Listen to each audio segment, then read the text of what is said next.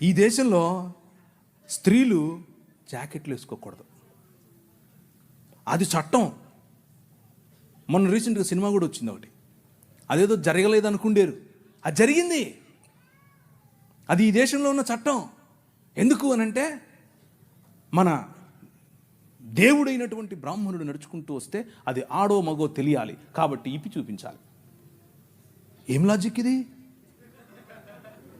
ఏం లాజిక్? అవును, ఇది ఎవరికి ముఖ్యంగా బడుగు బలహీన వర్గాలకు జాకెట్లు వేసుకునే అధికారం లేదు అన్నారు. ఎందుకు లేదు? వేసుకోకూడదు నువ్వు అన్నారు. వేసుకుంటే స్తనాలు కోశారు. మీ స్తనాల బరువు చూసి దానికి పన్ను విధించారు. బాగా బలిశావులే కట్టు అన్నారు.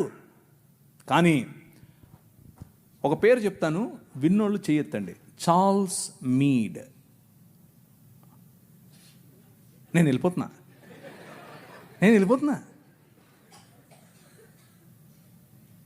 మీరందరూ జాకెట్లు వేసుకోవడానికి కారణం ఆయనే. నేను అబద్ధం చెప్పట్లేదు, నిజం చెప్తున్నాను. చట్టం చేశాడు. అక్కడ లండన్ హౌస్ ఆఫ్ కామన్స్లోకి వెళ్ళి కొట్లాడాడు. నా భారతీయ స్త్రీలకు గౌరవం కావాలి. తెల్లోడే బయట నుంచి వచ్చాడు, అందుకనే వాళ్ళను గర్వంగా మా తల్లిదండ్రులు అనేది. నేను ఊరికి అన్ను గర్వంగా అనేది. ఎందుకు తెలుసా?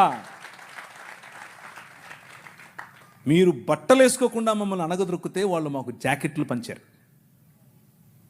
మీరు అన్నం పెట్టండి అయ్యా అనంటే ప్యాడ్ ఇచ్చారు, చచ్చిపోయిన గొడ్డిచ్చారు. వాళ్ళు పనికి భృతి ఇచ్చారు భారతదేశాన్ని నిర్మించటానికి. Charles Mead.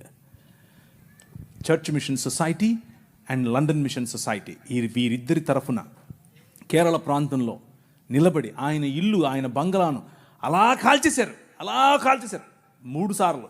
అయినా కానీ వెనక్కి తగ్గేదిలా. స్త్రీలకు జాకెట్లు.